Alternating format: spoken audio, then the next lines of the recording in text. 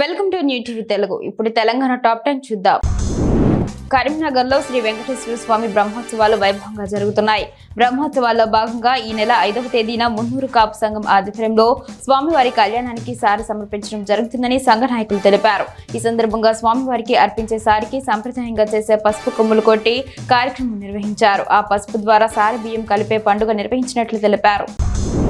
Telangana కొలగనన సర్వేపై deputy CM బట్టి విక్రమార్క కీలక వ్యాఖ్యలు చేశారు. కొలగనన సర్వే ఖర్చులో భాగంగా ఒక్కో ఎన్యూమరేటర్ కు 10,000 రూపాయలు, సూపర్వైజర్ కు 12,000 రూపాయలు, మండల్ నోడల్ ఆఫీసర్ కు 15,000 రూపాయలు గౌరవ వేతనంగా ఇచ్చినట్లు తెలిపారు. మొత్తానికి కలిపి రాష్ట్ర వ్యాప్తంగా కొలగనన సర్వేకు ఖర్చు 160 కోట్ల రూపాయలు అయినట్లు డిప్యూటీ సీఎం వెల్లడించారు.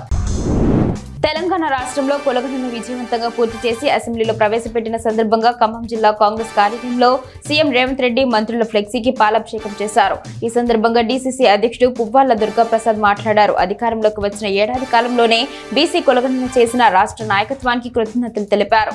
మాజీ ఎమ్మెల్సీ బాలసాని లక్ష్మీనారాయణ ఉన్నారు.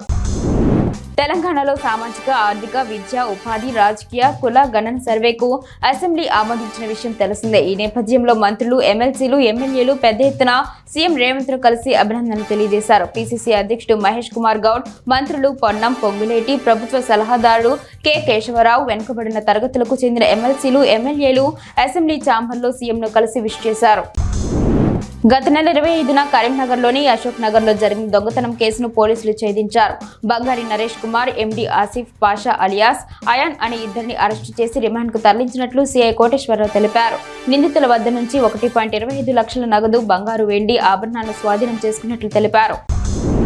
మంత్రులతో ముఖాముఖిలో భాగంగా హైదరాబాద్ నాంపల్లి గాంధీ భవన్ లో మంత్రి సీతక్క పాల్గొన్నారు. ఈ సందర్భంగా పార్టీ శ్రేణులు సామాన్య ప్రజల నుంచి వినతులు స్వీకరిస్తూ వారి సమస్యలను పరిశీలిస్తున్నారు. సంబంధిత శాఖ అధికారులతో ఫోన్లో మాట్లాడి తక్షణ ఆదేశాలు జారీ చేశారు. ప్రజల సమస్యల పరిష్కారానికి కట్టుబడి పనిచేస్తామని ఆమె తెలిపారు.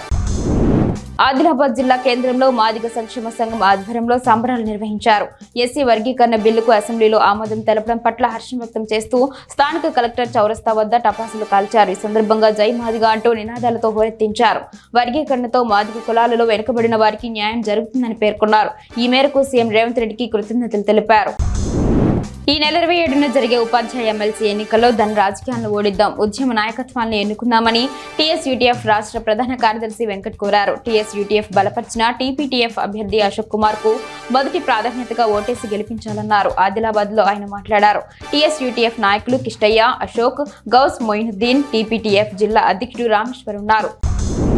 పటంచెరు నియోజకవర్గం గుమ్మడిదల మండల కేంద్రంలో రైతు సంఘం అధ్యక్షులు సదానందరెడ్డి ఆధ్వర్యంలో నిరసన ర్యాలీ చేపట్టారు. ప్యారా నగర్ లో డంపు యార్డు వద్దంటూ నిరసన తెలిపారు. నిరసనకారులను పోలీసులు అరెస్టు చేసి పోలీస్ స్టేషన్ తరలించారు. అక్రమ అరెస్టులతో ఉద్యమాన్ని ఆపలేరని నాయకులు అన్నారు. ఈ కార్యక్రమంలో ఆందోళనకారులు తదితరులు పాల్గొన్నారు.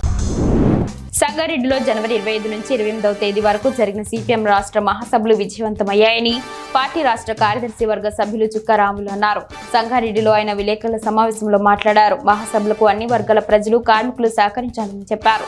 ప్రజా సమస్యల పోరాటాలకు సంగారెడ్డి రాష్ట్ర మహాసభలు వేదికయ్యాయని పేర్కొన్నారు.